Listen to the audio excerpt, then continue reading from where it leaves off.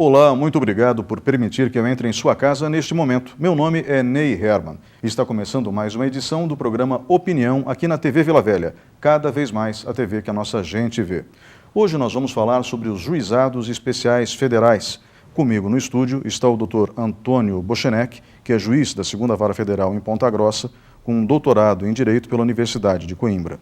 Doutor, muito obrigado pela sua presença, o senhor que é autor do livro Comentários à Lei dos Juizados Especiais Federais. Obrigado pelo convite, é sempre um prazer estar aqui no seu programa, Ney, e poder também tratar de um tema tão caro, tão especial para a Justiça Federal Brasileira. Muito obrigado a você que está nos acompanhando, voltamos em instantes. Programa Opinião. Apoio Supermercados Tozeto. Bem mais que um supermercado. Iniciativa Cartuchos. Tudo em informática, mas tudo mesmo. Olá, meu nome é Ney Herman. Estamos de volta com o segundo bloco do programa Opinião. O tema de hoje, Juizados Especiais Federais. Comigo no estúdio está Antônio Bochenek, que é juiz da 2ª Vara Federal e também tem doutorado em Direito pela Universidade de Coimbra, autor do livro Comentários à Lei dos Juizados Especiais Federais. Doutor, vamos começar pelo básico. O senhor já esteve aqui no programa e sabe como funciona a mecânica. A segmentação do conhecimento na sociedade atual nos obriga a começarmos por elementos básicos. O que é exatamente um juizado especial? Bom, juizado especial é algo recente na história do judiciário brasileiro. Se nós entendermos e verificarmos até no âmbito global da justiça brasileira, apenas na década de 80 surgiram os juizados de pequenas causas na justiça estadual. Depois, somente em 95, vieram os juizados especiais estaduais. E em 2002 temos a lei que criou os juizados especiais federais e em 2009 os juizados especiais de fazenda pública. Então esse é um histórico, um cronológico dos juizados especiais. Então é muito recente. Qual que é o espírito então desses juizados? Por que eles foram criados? Percebeu-se que a justiça, ao longo dos anos, sempre apresentou alguns problemas, como a morosidade, o custo elevado de um processo judicial para tramitar do seu início ao fim, a demora na satisfação do direito que a pessoa recorre e quer ver assegurado pelo judiciário. Então esses mecanismos, essas leis dos juizados, elas foram criadas a partir de critérios, valores, princípios orientativos, como a informalidade, a celeridade, a economia processual, sempre privilegiando a conciliação, a mediação, que o juiz decida com bom senso, com equidade. Então são, em suma, em resumo, são procedimentos mais simples, procedimentos legais, ou seja, a lei estabelece que um processo segue um trâmite mais simples, mais rápido, menos formal, para que a pessoa tenha, no caso, a satisfação do seu direito que busca num poder judiciário, de uma maneira mais rápida, mais econômica e mais efetiva. Então essa é a lógica que permeia todos os juizados especiais, inclusive os juizados especiais federais, que é o objeto da Lei 10.259 de 2001, que entrou em vigor em 2002. Então, portanto, nós temos 15 anos, um pouquinho mais de 15 anos de juizados especiais na área federal. E a área federal tem algumas peculiaridades, porque quando tem, na Justiça Federal, em regra, sempre nós temos um ente federal litigando, um ente da administração direta, administração indireta, enfim, alguém que está lidando com alguma coisa pública, podemos assim dizer. E até então, até a edição dessa lei, era inviável, era proibido um ente público conciliar, mediar no âmbito judicial. E essa lei trouxe essa novidade, permitindo que os procuradores públicos, os advogados públicos, possam fazer concessões, possam fazer acordos, possam fazer mediações e conciliações para resolver o problema de uma forma mais rápida, que seja bom para o Estado, para a União, no caso, e os seus entes federais, e também seja bom para as pessoas que recorrem e procuram o judiciário. Então são novidades, são mecanismos mais simples de resolução dos conflitos. E o que nós poderíamos ter de uma avaliação de todo esse processo, desses 15 anos de atuação do juizado? Ou seja, hoje, mais da metade das ações que ingressam na Justiça Federal Brasileira são ações de juizado. E qual que é o critério que a lei estabeleceu para saber se é uma ação de juizado ou não? é simplesmente pelo valor dado à causa. O valor dado à causa é um requisito que todo advogado deve constar da sua petição inicial. E ele significa, ou nada mais é, do que o conteúdo econômico pretendido com aquela ação judicial. Então, se eu tenho um acidente de trânsito, por exemplo, e houve lá um conserto do veículo, o tempo que ele ficou para reparar, todas essas coisas, tudo que o conteúdo econômico pretendido é o valor que o advogado dá à causa. E nesse sentido, né, se esse valor dado à causa for inferior a 60 salários mínimos, a ação tramita no Juizado Especial Federal. Se for superior, aí tramita pelo processo civil tradicional, tem mais direito de defesa, tem mais contraditório, tem mais recursos, é mais formal o processo, mais demorado, tem um procedimento mais alongado. Agora, se for abaixo de 60 salários mínimos, tramita pelo juizado especial. E, portanto, isso é mais rápido, mais célere, mais efetivo, e essa diferenciação que existe na justiça brasileira. E, repetindo, mais de metade das ações hoje que ingressam na Justiça Federal Brasileira tramitam sobre esse procedimento dos juizados especiais federais. Não precisa ser o número exato, mas por alto. Nós temos quantas ações na Justiça Federal por ano no Brasil? No Brasil inteiro? Nós temos aproximadamente 2 a 3 milhões de ações que ingressam na Justiça Federal Brasileira no Brasil todo. Né? Então, é um número bastante elevado. Isso é a média, às vezes um ano um pouco mais, um pouco menos, mas é uma média que nós temos de processo. Claro que nós temos aí uma outra questão que permeia tudo isso. Muitas pessoas têm a mesma situação. Por exemplo, pessoas aposentadas têm a mesma situação de aposentado. Quando quer uma revisão, então todos os aposentados têm direito a uma revisão. Nós temos lá umas ações de FGTS, revisão do valor das contas da FGTS. Todas as pessoas trabalhadoras que recebiam FGTS e que se enquadram naquela situação têm direito a entrar com uma ação. E o nosso sistema ainda permite e privilegia as ações individuais. Então, cada pessoa que tem direito a uma questão entra com uma ação. Quando, em regra, algumas questões nós precisaríamos já evoluir para as chamadas ações coletivas, ou seja, o Ministério Público, a Defensoria Pública, uma associação ingressaria com uma ação que atenderia toda essa camada da população. E nós teríamos uma ação, não milhares de ações sobre o mesmo tema. Essa é uma evolução e um debate necessário dentro do campo do direito que precisa ser feito. E claro que, no momento ainda, as ações são individualizadas, mas para a racionalização, otimização e um futuro melhor de justiça brasileira, é necessário que nós pensamos em ações coletivas. Existem ações coletivas, mas ações coletivas mais efetivas, principalmente nessas demandas que são chamadas demandas de massa, né? Litígio de massa. Ou seja, atende uma situação jurídica que abrange uma pessoa, mas várias pessoas que estão naquela mesma situação e entram com ações individuais quando poderiam entrar com ações coletivas. Doutor, o senhor falou de celeridade. A grosso modo, qual a diferença de tempo de uma ação normal tramitando na Justiça Federal e de uma ação que tramita por um juizado especial federal? Se nós pegarmos o mesmo tipo de ação, né, que tenha somente o valor da causa abaixo dos 60 salários mínimos desse critério e outro acima, nós vamos ter uma economia de aproximadamente a metade do tempo. Claro que não é matemático, né? Todas as ações tramitam em metade do tempo, mas numa média é metade do tempo. Por quê? Porque os prazos da lei do juizado são menores. Entendi. Existem alguns requisitos, algumas fases do processo tradicional civil que aqui são suprimidas ou são agrupadas. Então, nós podemos dizer que, em média, o prazo de tramitação é metade do prazo de tramitação de uma ação. O que ocorre? Existem alguns tipos de ações, como ações populares, ações civis públicas, ou ações mais complexas, que fogem essa regra e que não são do juizado, no caso, que tem um prazo de tramitação maior em regra. Né? Mas se nós pegarmos o mesmo tipo de ação, simplesmente pelo valor da causa, for do juizado ou não for do juizado, vamos ter essa média de até metade do tempo ser mais rápido. Nós falamos em volume aqui na comarca de Ponta Grossa, aqui na sede da Justiça Federal em Ponta Grossa, são quantas ações por ano? Veja, aqui nós temos 4 varas federais, cada um com 2 juízes, aproximadamente 15 servidores que apoiam esse trabalho. Na segunda vara civil, que é a unidade que eu trabalho, nós temos 16 mil processos. Para 2 juízes? Só que vou explicar um pouquinho o que são os 16 mil, né? Porque o processo ele entra aqui, só que ele tem recurso. Né? Se for de juizado, vai recurso para uma turma recursal em Curitiba. Se for O processo não for ajuizado, vai para o tribunal em Porto Alegre.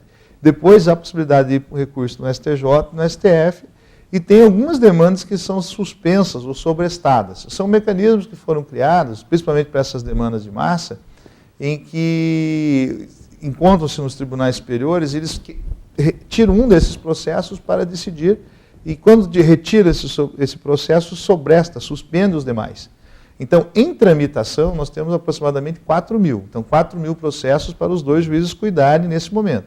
Cuidarem de quando? Do ajuizamento da ação, a instrução processual, a colheita da prova e a sentença, né? Então, 4.000 processos tramitando nesse início da primeira fase do processo, podemos assim dizer. Temos mais aproximadamente 4.000 processos em grau de recurso na turma recursal e no tribunal. Temos mais 2.000 processos no Supremo e no STF. E temos aproximadamente 6.000 processos que estão sobrestados. O que é isso? Então o processo espera aqui, aguarda aqui, parado, uma decisão sobre o mesmo direito, né, lá uma decisão do STJ, do STF, e quando há aquela decisão, vem a decisão para a gente fazer a readequação, né, se o entendimento, o caso for igual, e resolve com o entendimento do Tribunal Superior. Então, basicamente, é essa a confortação dos 16.000 processos nessa nossa unidade, dentro dessa divisão. Mas nós temos duas varas previdenciárias, né, as duas varas previdenciárias que recebem cada ano 2.000 processos, ou seja, cada ano entra 4.000 processos previdenciários, só previdenciários aqui, que é essas questões de aposentadoria, pensão, benefícios que são geridos pelo INSS. Então, essas são varas específicas previdenciárias. Também tem uma vara que daí é criminal, matéria criminal e matéria de execução fiscal, ou seja, cobrança de dívidas federais. Né? Então, assim, o número de processos, por exemplo, nesse ano foram ingressados aqui quase 10.000 processos na Justiça Federal de Ponta Grossa. E um número mais ou menos equivalente de processos que são sentenciados ou terminados também e cumpridos também na nossa função, do nosso trabalho no dia a dia. Bom, então, pelo que eu posso entender, vocês analisam aproximadamente 1.000 processos por ano, aproximadamente isso, que vocês dão conta por ano. Mais ou menos cada juiz é esse o número. Pode ser que alguns juízes um pouco mais, um pouco menos, porque às vezes quando vem essas readequações dos tribunais superiores, isso é uma coisa mais fácil de proceder, então o número pode aumentar um pouco, às vezes quando não tem, não muda, mas a média seria essa aí, uns 3, 4 processos dia, média, 1.000 anuais. Parece pouca gente para muito trabalho. Sim. Né? Desculpe, aqui parece. Não, parece, mas assim, é que por termos essas demandas de massas e uma repetição das matérias, então isso faz com que já tenham uns entendimentos sedimentados a respeito de um tema. Isso facilita. Isso facilita e isso o nosso pessoal de apoio também ajuda a conduzir. Então, vamos lá, é difícil trazer um número exato, mas boa parte dos processos já foram decididos, ou seja, as teses jurídicas levantadas pelos advogados já foram trabalhadas, discutidas, seja pelo juiz que está aqui na primeira instância, ou por decisões dos tribunais superiores. Então, isso fica mais rápido de se fazer. Tem que se analisar, tem que se ler, mas é mais rápido. O que demanda mais tempo são os processos que são diferentes, ou que tem a prova diferente, e aí demanda um tempo maior de análise. E nesse caso, o Juizado Especial Federal, voltando ao tema do programa, agiliza não apenas para aquele que tem uma demanda contra o Estado, ou seja, contra um ente federal, mas sim facilita a vida da própria Justiça Federal, eu acredito. Sim, porque como nós tratamos nesse livro, no comentários à Lei dos Juizados Especiais Federais, tem um capítulo aqui dedicado especialmente a isso, nós temos a possibilidade de conciliação, que falávamos no início do programa, ou seja, de conciliação e mediação.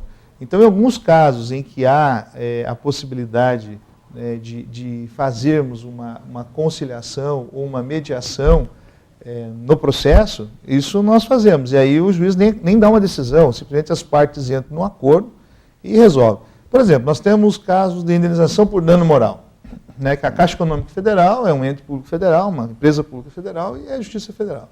Então, quando eles colocam o nome, por exemplo, num órgão de crédito e de forma equivocada, eles fazem acordo, eles procuram fazer acordo e as partes aceitam. Então, nesse processo, o processo nem tramita, às vezes não tem nem contestação, não tem recurso, não dá seguimento. É simplesmente um acordo entre as partes e a gente homologa. As questões previdenciárias também, que é muito comum. Às vezes a administração, né, o INSS, aponta um equívoco, esqueceu de ver um documento, chega ali numa reanálise dentro do judiciário, opa, não, tem direito, a parte tem direito. E a parte tendo direito reconhece, né, esse equívoco e resolve o problema também ali de imediato. Então, assim, são várias situações e há a possibilidade, e temos, assim, cada vez mais buscar esse espírito de conciliar e resolver o processo. E também isso facilita, no caso, um julgamento mais rápido também, uma resposta mais efetiva para a parte. Uhum. Eu acredito que facilite a vida de todo mundo, né? Então, quando a lei foi criada em 2001, entra em vigor em 2002, então tem 15 anos, pouco mais de 15 anos, como o senhor disse na abertura desse bloco, nós tivemos a intenção por parte do legislador, creio eu, orientado, o legislador nesse caso, ou os legisladores, pela própria Justiça Federal, perfeito, para que determinados assuntos fossem resolvidos para que a vida de todos ficasse mais fácil. Porque com os gastos que o Estado brasileiro tem, a contratação de novos juízes é muito complicada. Pelo menos a abertura de concursos não tem sido tão frequente assim no país nos últimos anos. E é óbvio que o que pode facilitar a mão de obra existente, claro. Então, vem ajudar as pessoas como um todo. No juizado especial federal, é preciso a presença de um advogado? Esse é um tema específico, tem um artigo 10 da Lei 10.259, na qual nós tratamos aqui em bastante detalhes, permite que as ações do juizado especial, a parte ingresse sem advogado. Né? Então, essas ações podem ser ingressadas sem advogados. Pode ser ingressado diretamente pela pessoa, às vezes tem algum conhecimento jurídico, pesquisa, se informa. Ela pode comparecer a nosso setor, chamado setor de atermação.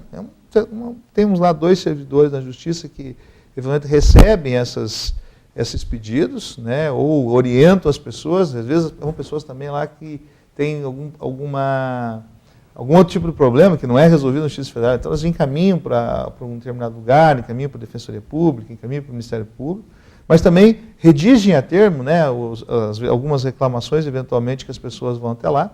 E tem uma outra característica, então, ainda uma novidade até dentro do sistema judicial, que pode até ter um representante judicial.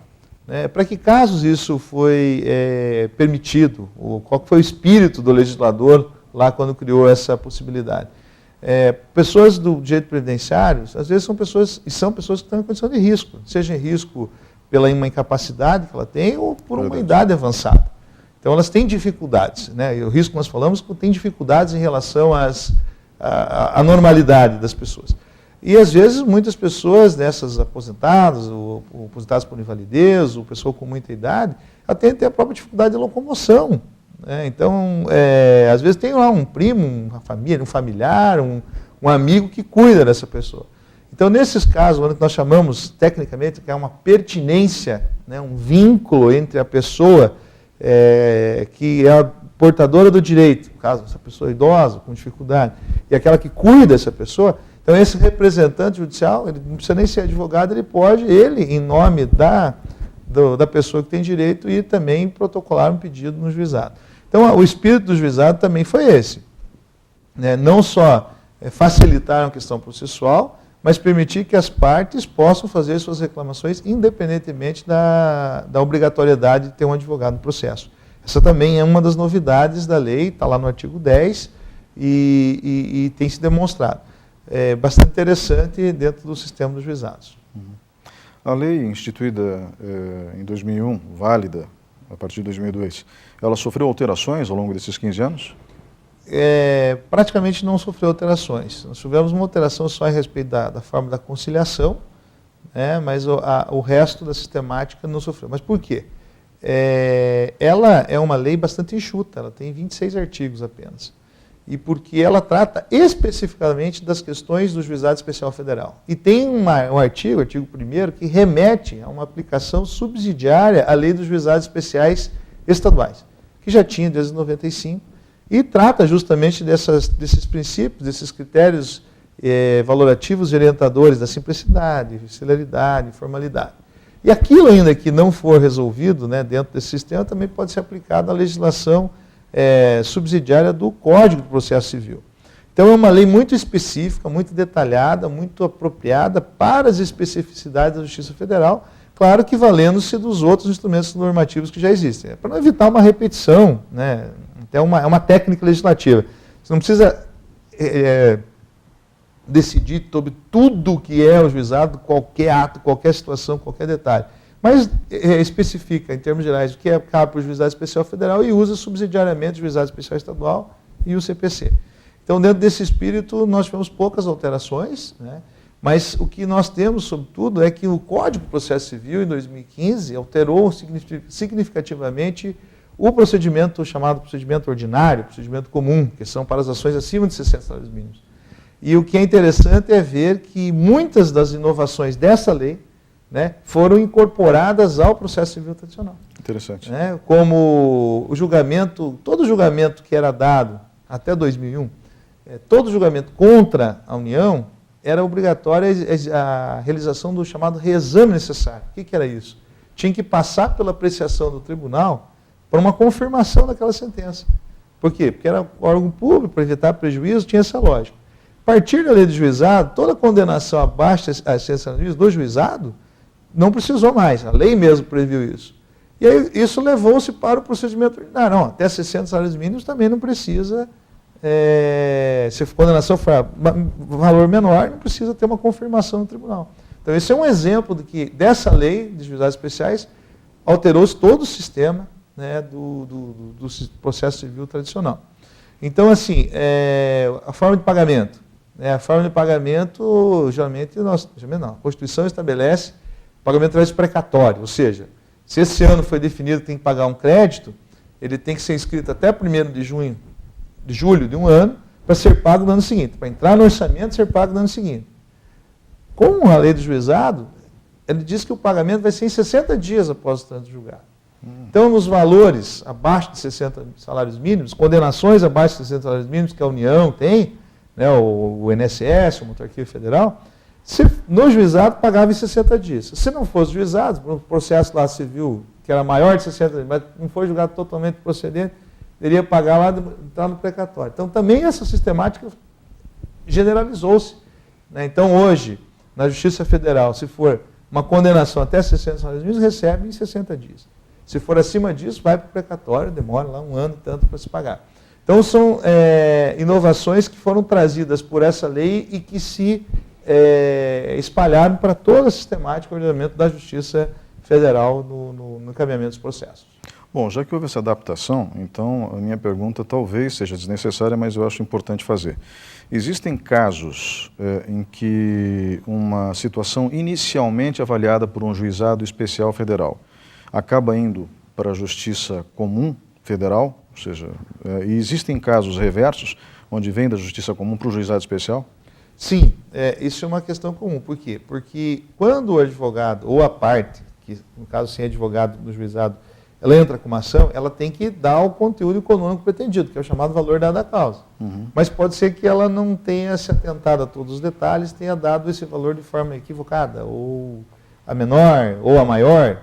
E nesse caso, o juiz pode, de ofício, verificar se o conteúdo econômico, vai ler o que ele quer, e vendo o que ele quer, ele vai entender o valor da causa. Então, o juiz, verificando que o advogado ou a parte não deu o valor da causa adequado, o conteúdo econômico pretendido pela demanda adequada, ele pode, de ofício, determinar a correção desse valor, e aí, se for acima de 60 salários mínimos, mandar do juizado para a vara, ou na vara também, na vara, no procedimento ordinário. Verificou lá que era menor de 60 salários mínimos, manda para o juizado. Então, isso é possível acontecer e acontece com certa frequência até. Mas quem são os juízes que cuidam dos juizados especiais? São os juízes das varas também? Também. Existem algumas especificidades e estas são determinadas pelo tribunal. O tribunal que determina as competências das unidades jurisdicionais, das varas federais. Então, no nosso caso aqui de Ponta Grossa, para exemplificar o nosso dia a dia, né? Claro. As varas são determinadas por competência de matéria.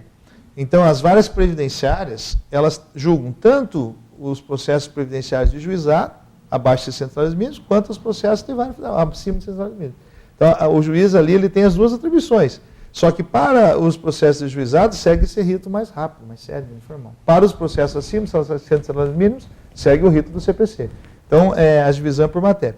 Na primeira vara, então tem também lá, o juizado especial criminal, também tem um artigo lá, uma especificação para isso. Se o crime é de menor potencial ofensivo, então segue esse procedimento do juizado especial criminal. Se o crime não é de menor potencial ofensivo, é de maior potencial expressivo, o juiz segue o procedimento do Código de Processo Penal. Na nossa unidade, que é a segunda vara federal, se o valor da causa for até 60 salários mínimos, nós seguimos o procedimento dos juizados. Se for acima, o procedimento do Código de Processo Civil. Então, aqui na nossa cidade de Ponta Grossa, os procedimentos são... as competências da vara são pela matéria tratada. Em Curitiba, por exemplo, já é diferente. Nós temos 5 varas, por exemplo, de juizado especial previdenciário e tem uma vara previdenciária. 2 varas previdenciárias, na verdade. Então, são 5 varas que julgam matérias previdenciárias só de juizado e 2 que julgam só pelo CPC. Então, isso depende da organização, do tamanho da subseção judiciária e da determinação dada pelo tribunal, e que é, logicamente, para quê? Para equilibrar o trabalho entre os juízes. Né? E também para evitar o mesmo juiz, às vezes o entendimento da matéria de fundo é o mesmo.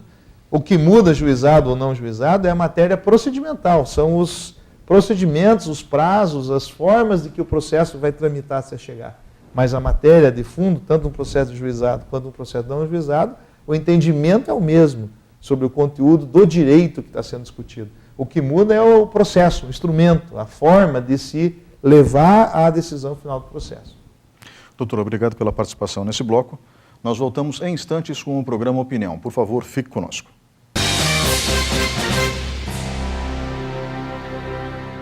Programa Opinião. Apoio Supermercados Tozeto. Bem mais que um supermercado. Iniciativa Cartuchos. Tudo em informática, mas tudo mesmo.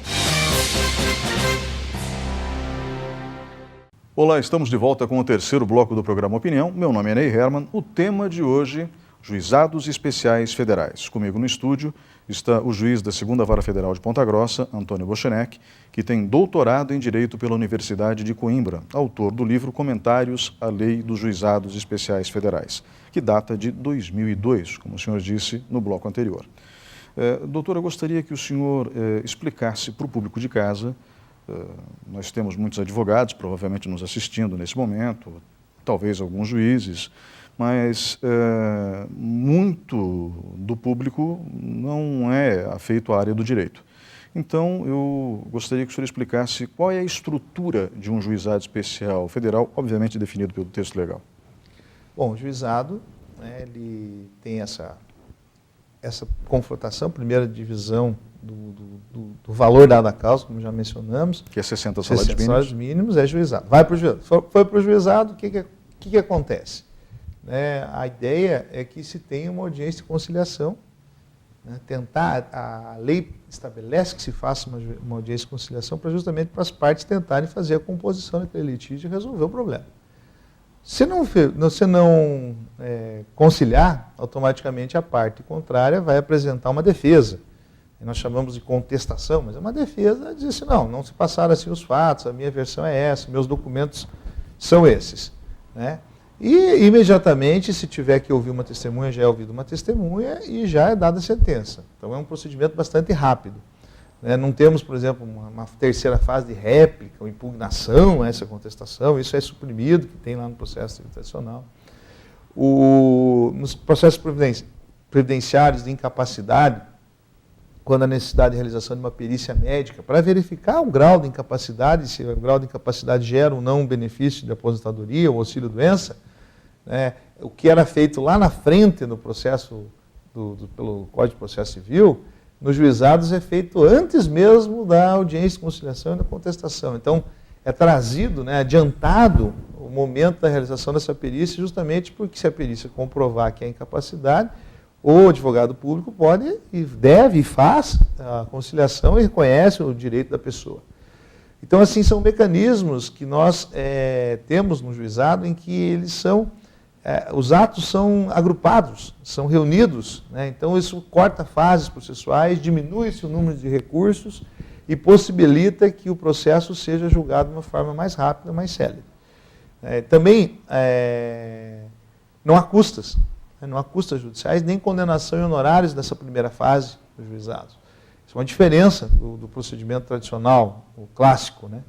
Então isso possibilita que a pessoa entre, né, sem precisa pagar nada de custas na primeira fase do processo juizado.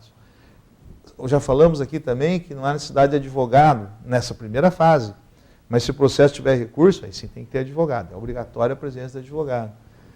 Então, assim, são pontos específicos relacionados ao procedimento em que os atos são reunidos juntos, né, ocorrem de forma mais condensada, e isso facilita sobremaneira o tempo de tramitação do processo e diminui o número de recursos e de atos processuais.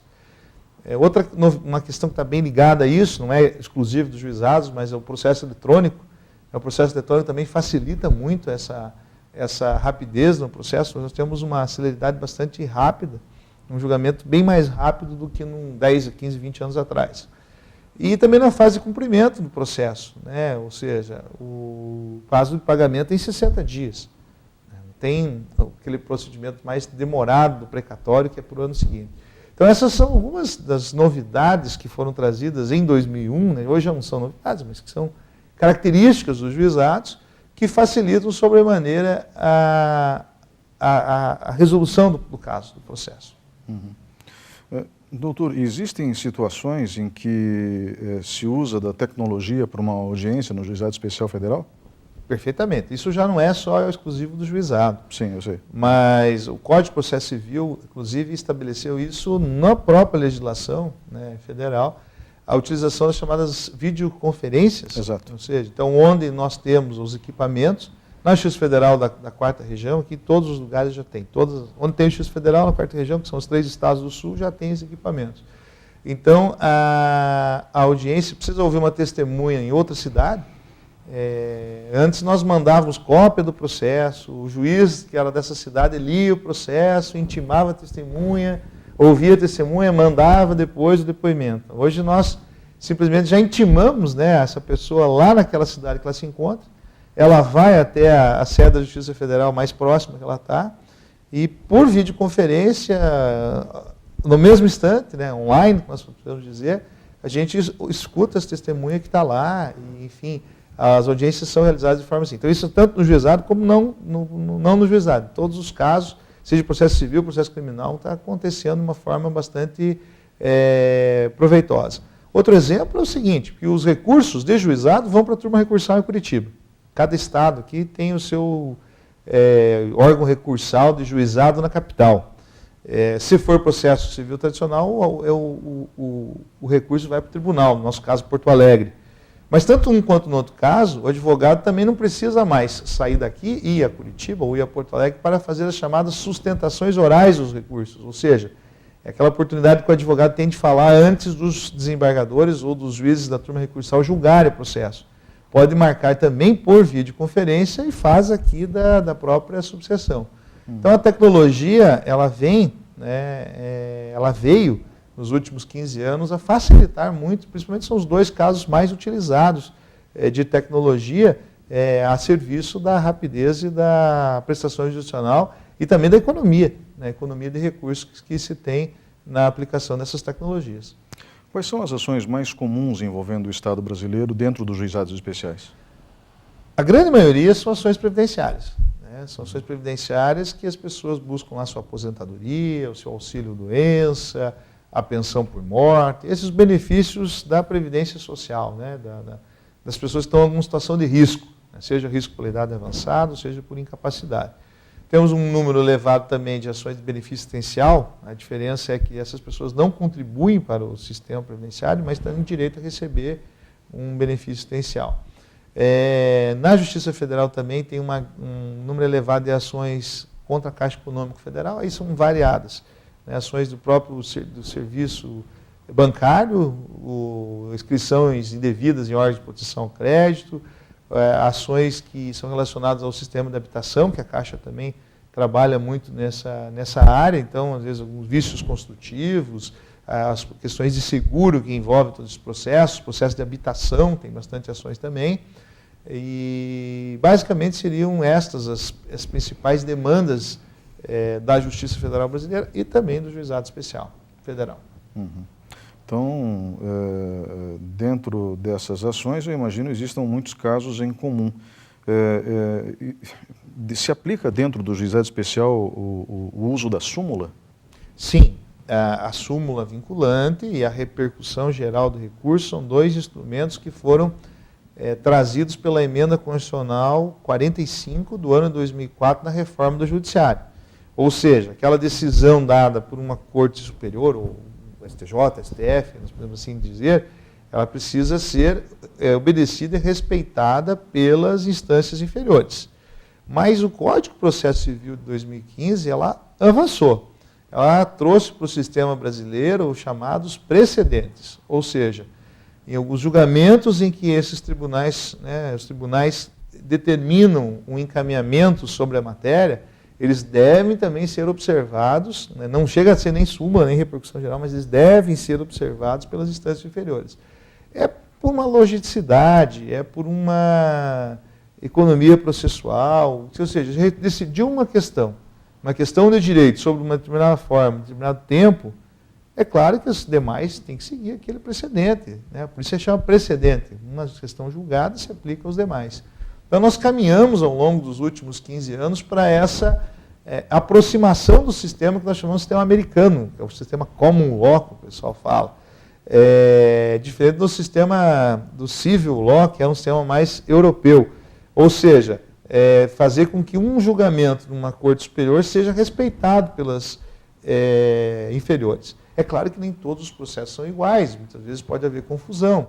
E aí nós temos que distinguir aqueles que se encaixam ao precedente julgado, distinguir daqueles que não se encaixam. E quanto a esses, tem um procedimento normal, segue o procedimento. Agora, daquilo que é decidido já por uma corte superior, já está tranquilo, resolvido num processo, tem que ser obedecido pelos juízes e pelos desembargadores das instâncias inferiores do caso. Doutor, o senhor falou de dois tribunais que são, como se diz, voz final do direito brasileiro, né? Perfeito. Como leigo, eu tenho a seguinte diferença entre o STF e o STJ, né? O STJ cuida da justiça como um todo, mas o STF é o guardião da Constituição brasileira. Uhum. Então, são aspectos ligados à nossa Constituição. Só que tem um detalhe, né? A nossa Constituição é enorme, né? Já passou por algumas modificações, ainda continua enorme, né? Não estou dizendo que ela é ruim, só estou dizendo que ela é grande. Acho que algumas coisas poderiam estar na legislação ordinária. Perfeito. Desculpe interromper, mas essa é uma crítica que muitos estudiosos do direito fazem também. Portanto, nós temos que tipo de processos sendo encaminhados ao STF e ao STJ? É exatamente isso que eu acabei de descrever?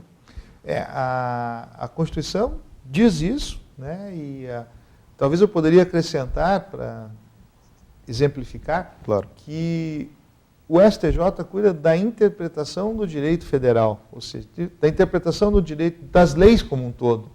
E ao STF é justamente aquele guardião da Constituição, a interpretação da Constituição, destas leis em confronto com a Constituição. Como a Constituição é enorme, tudo acaba ou pode se encaixar em algum ponto da Constituição, e muitas vezes as legislações, as questões acabam sendo julgadas pelos dois órgãos, porque o primeiro passo pelo STJ, que uniformiza a interpretação desse direito federal, e depois vai para o Supremo como uma definição, uma afronta ou não afronta à Constituição Federal. Mas o que nós temos visto sobremaneira, com muita maior intensidade nos últimos anos, que a carga de processo, inclusive as ações originárias, essas ações do foro privilegiado, nós temos aí ações criminais dos deputados, enfim, de senadores, que estão bastante evidentes no Supremo. O Supremo não está tendo tempo para apreciar todas as questões que são submetidas. Então, tem muitas questões que ficam lá, são decididas pelo Superior Tribunal de Justiça, em matéria de direito federal, e ficam lá. Muitas demoram para chegar, outras acabam nem chegando. É diferente o nosso tema, que ela tem um recurso lá, não há uma definição, não há um término do processo, e fica aguardando. É diferente dos Estados Unidos. Nos Estados Unidos, a Corte Suprema dos Estados Unidos, ela julga poucos processos, mas ela escolhe, dentre aqueles que as cortes inferiores definem, que é o direito, né, federal americano, no caso, e escolhe alguns processos e pinçam, né, puxam aqueles para julgar. E por isso que eles julgam tão poucos processos, mas aqueles que têm repercussão. Então, lá no sistema americano, as cortes federais, elas dão a última palavra e, eventualmente, o Supremo pinça, puxa alguns dos casos para julgar. Por isso, julgam poucos casos. No sistema brasileiro, não. No sistema brasileiro, se propõe o recurso. E, muitas vezes, se demora muito tempo, muitos anos, para que sejam julgados recursos em relação a essas matérias pelo Supremo. E não há uma decisão final. Não há, por quê? Porque a última voz é o do Supremo, para dizer se aceita ou não o recurso. Então, o sistema brasileiro precisa melhorar para se dar agilidade, justamente aí. Seja pelas súmulas vinculantes, pela repercussão geral, pelos precedentes, ou pela própria Constituição do Supremo, é dar uma velocidade maior a esses casos para que decida sim ou não, certo ou errado. Enfim, ter uma posição para que isso dê, sobretudo, maior segurança e previsibilidade, né, para a sociedade. O direito justamente tem esses dois focos principais, é dar segurança e previsibilidade às relações sociais, ao convívio social, à participação social. Então, é exatamente nesse sentido que foram criados esses mecanismos que ajudaram, mas que não são suficientes ainda para a velocidade esperada por uma sociedade, principalmente uma sociedade tão rápida, né, como essa sociedade contemporânea que vivemos. Aí não falamos só do Brasil, mas o Brasil está inserido numa realidade global, onde as pessoas realmente não têm mais paciência para nada, né? E no caso da justiça, quando se procura a justiça, é óbvio que existe uma certa angústia. Então, você quer uma resposta. E rápida? Exato, no menor tempo possível. Possível, não significa que vai ser o tempo que a pessoa gostaria que fosse. O senhor falou que, isso no bloco anterior, que um processo no juizado especial federal normalmente ocorre na metade do tempo de um processo normal, ou seja, acima de 60 salários mínimos. Mas... Em média, qual seria esse tempo? 6 meses, 2 anos?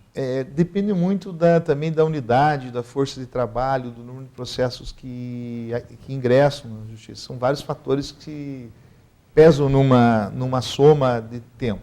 Mas eu posso citar o exemplo aqui da nossa unidade. Em regra, nós temos que em 6 a 9 meses um processo de juizado é concluído. É rápido. É bastante rápido. Mas não todos, alguns podem demandar a produção de uma prova mais específica, uma realização de uma perícia. Então, alguns demoram um pouquinho mais por conta disso. Mas nós temos conseguido, aí, numa média de 6 a 9 meses, porque alguns também, nós conseguimos uma conciliação num prazo de 2, 3 meses. Né? Então, se diminui, mas alguns, a média de 6 a 9 meses no juizado. A vara federal ela tem um pouquinho mais demorado, mas depende também, das vezes... da composição do quadro. Por exemplo, no meu caso, eu fiquei um tempo afastado da jurisdição para presidir a Associação de Juízes Federais. Nesse período ficou um juiz fazendo o trabalho que era o dele e o meu, no caso. Então, logicamente, houve um acúmulo. Isso não é transparente, é público, e aconteceu. Com o meu retorno, nós fizemos um trabalho intensivo e conseguimos chegar a esse número de 6, 9 meses. Então, às vezes, algumas situações sazonais, algumas situações de doença do magistrado, licença, enfim, algumas situações que acabam retardando. Né? Então, são vários fatores que compõem. Se tiver o quadro completo, na sua normalidade, esse prazo de 6, 9 meses é o ideal, é o que nós consideramos adequado. Claro que depois nós temos a questão de recurso. Claro que alguns processos têm aquele chamado sobrestamento, ou seja, tem um processo que está lá no Tribunal Superior, que nós temos aqui praticamente 5.000 ações de FGTS, que estão suspensas já há 2, 3, 4, 5 anos.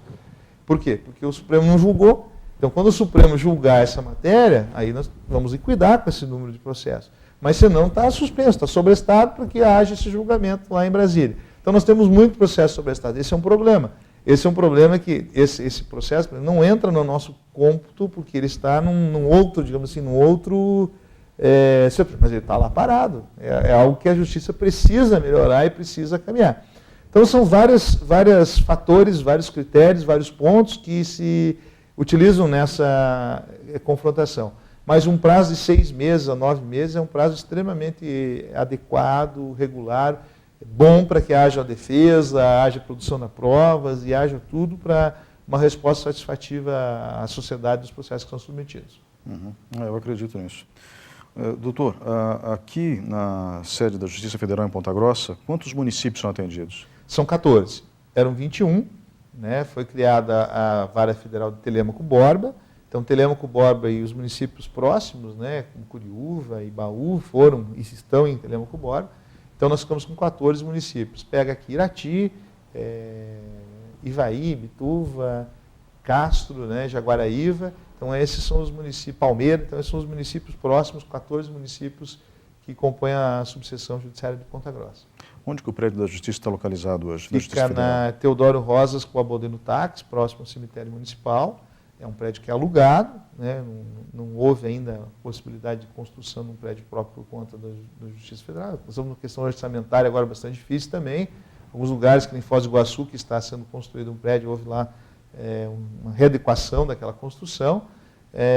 E as pessoas, né, claro, podem e devem procurar a Justiça Federal, seja através de uma orientação, uma informação, mas também podem e devem procurar os seus advogados quando tiver qualquer questão que relacionada à Justiça Federal, que a gente possa estar fazendo esse encaminhamento. Nós temos uma estrutura que atende as pessoas mais pobres e eficaz na cidade? Na Justiça Federal temos sim. Uma questão até relacionada a essa, que é bastante importante, que desde 2010, toda a Justiça Federal é eletrônica, né? Todos os processos são eletrônicos, não tem mais processo de papel. Isso é um dado muito significativo. E, às vezes, nós podemos pensar que isso, né, a justiça virtual, a justiça eletrônica, possa ser um fator que afaste as pessoas. Mas, justamente, nós temos esse setor de atermação dentro da Justiça Federal, que é onde a pessoa vai lá, não tem computador, não sabe fazer no computador, estão lá funcionários para fazer trazer do mundo real para o mundo virtual e encaminhar um processo judicial. Então, nós temos uma estrutura, né, de servidores e de estagiários que trabalham nessa aproximação, principalmente das pessoas mais simples que procuram a justiça, para poder, então, fazer as adequações e ter o acesso à justiça plenamente. O senhor acha que o brasileiro conhece seus direitos e seus deveres, ou não como deveria? Eu creio que nós passamos, nos últimos anos, por transformações profundas, né, em relação a esse tema. Talvez nos últimos 30 anos, eu poderia assim dizer, porque isso até foi uma parte do objeto da minha tese de doutorado que eu pude estudar. Com a redemocratização do Brasil e a possibilidade das pessoas ingressarem com ações contra o governo, na época do ditador, ninguém imaginava, ninguém entrava. Não era saudável, né? Não era saudável. O pensamento era outro, a ideologia era outra, enfim. Nós tivemos uma explosão da demanda judiciária. Nós temos 100 milhões de processos em andamento. É muita coisa. Claro que isso deve-se a vários fatores. Primeiro, as pessoas passaram a reclamar, a exigir seus direitos. Tivemos uma Constituição, em 88, bastante ampla, que veio garantir bastante direitos. E, à medida do possível e dos recursos, que também são finitos, né, nós sabemos, as pessoas estão tendo mais condição, tendo programas de habitação, programas de remédio, as coisas estão evoluindo. Isso é inegável. Por outro lado, nós tivemos uma explosão do número de cursos de direito. Nós temos 1.200 cursos de direito no Brasil. Ou seja, tem 1.200 faculdades de direito no Brasil. É um número que tem de faculdade de direito no mundo. É algo assim a se pensar. Nós temos um contingente de 1 milhão de advogados inscritos, mas de pessoas formadas em direito que poderiam estar fazendo, temos umas 5 milhões de pessoas no Brasil hoje. Então, claro que quando você tem uma oferta maior de advogados, também procura-se mais, os advogados também procuram informar, acabam fazendo um serviço de informação ao direito, né? O próprio mercado da advocacia se regula por aí. Então, esses vários fatores, e principalmente leis como essas dos juizados especiais, vieram facilitar, né, sem cobrança de custas, a realização de perícias com valores públicos, vieram facilitar com que o judiciário pudesse receber um número maior de demandas e o próprio judiciário dando uma resposta, o boca a boca das pessoas que têm um direito assegurado faz com que leve também mais pessoas ao judiciário. É por isso que temos 100 milhões de processos no Brasil hoje. Então nós estamos evoluindo. O que nós precisamos é melhorar a qualidade desse processo. Nós precisamos não ter 100 milhões de processos. Nós temos ações coletivas, nós temos que algumas questões sejam resolvidas pelo próprio governo administrativamente, que muitas empresas façam e apliquem a lei como deve ser aplicada, não cometam ilegalidades ou abusos ou irregularidades que gerem demandas. Então, nós estamos diminuindo o número dessas ações. Com a estrutura que nós temos, diminuindo o número das ações, com certeza teremos mais qualidade e tempo para as ações mais complexas e importantes. Então, esse é um cenário, bastante resumido, é claro, mas para dar uma noção geral do que vivemos e do que buscamos. E nesse livro nós tratamos dessas questões e fazemos críticas, inclusive pontuais, a esses pontos para melhorar. Por exemplo, custas gratuitas, mas será que é bom e adequado que as custas sejam todas gratuitas? Não podemos ter algumas questões em que alguém está usando o sistema para entrar com várias ações, nesse caso cobrar especificadamente? Só um exemplo. Né? Então, assim, toda regra tem sua exceção, todo sistema pode ser melhorado, pode ser aprimorado, pode ser otimizado para que nós tenhamos melhor aplicação desses recursos públicos, que na verdade são recursos nossos, né, enquanto contribuintes do Estado. Muito obrigado pela participação nesse bloco, doutor. Nós voltamos em instantes com o programa Opinião.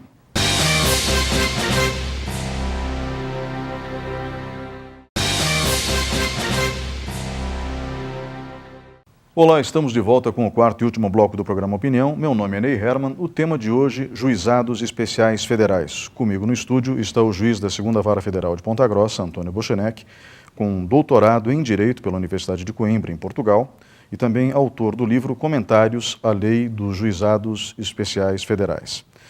E eu gostaria, nesse instante, de agradecer a sua presença aqui no programa Opinião, na TV Vila Velha, doutor Bochenek, nesta última edição do ano. E fica a pergunta final. O senhor acredita que a lei que criou os juizados especiais federais, e eles, portanto, são bons para o país e para o direito brasileiro? Eu agradeço mais uma vez a oportunidade de estar aqui no seu programa, Ney, e tratar de um tema tão caro e tão importante, na qual eu tenho estudado desde 2002. Eu fui o primeiro juiz de juizado aqui do estado do Paraná, ainda substituto na cidade de Curitiba.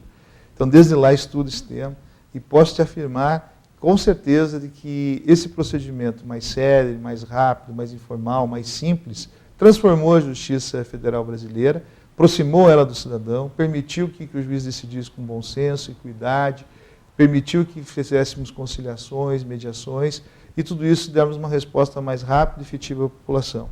Então, nesse espírito, né, nós escrevemos essa obra para condensar as principais teses jurídicas, os principais casos que ocorrem em relação aos juizados e colocar à disposição dos juízes e todos os operadores do direito uma obra que possa e sintetize todas essas questões.